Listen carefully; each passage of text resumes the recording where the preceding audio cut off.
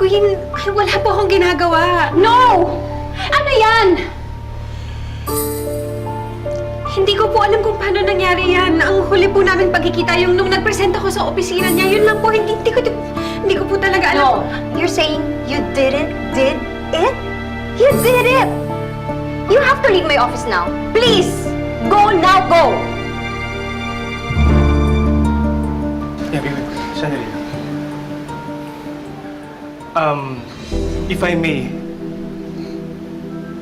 Queen, don't you think we need to conduct an investigation first bago natin siya hatulan? As an employee, karapatan ni Miss Yapi yun. Are you ordering me, Mr. Andrada? No, ma'am. I'm just saying na baka nagkakamali tayo sa desisyon natin ngayon.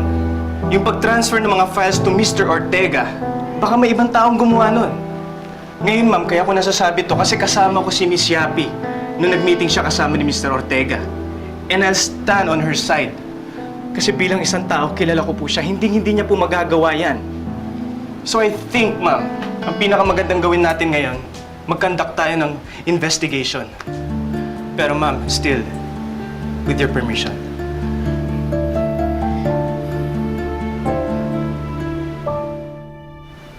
Yapi, I gave you all the benefits of the doubt that I can give. Pero, Queen, confirm po. Sa laptop po ni Miss Yapi galing. Queen, kilala mo ako. Hindi ko kayang gawin yan sa'yo o dito sa shopper. Queen, Queen, how about the CCTV cameras? Baka may ibang tao enough is gumamit. enough. Yapi, you really have to leave my office now. Please, get out.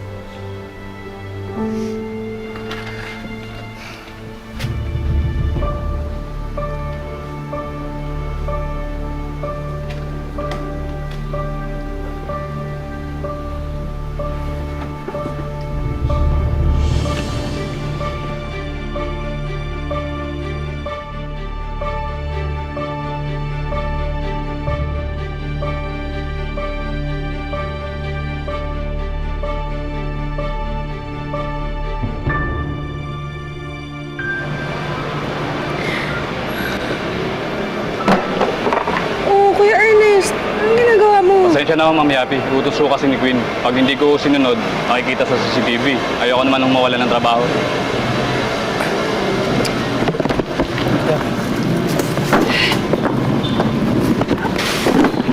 Yapi, magiging okay din ang lahat.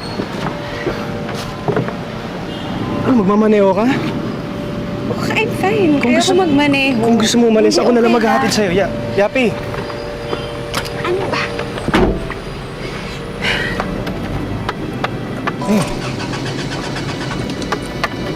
Tayo mag-start.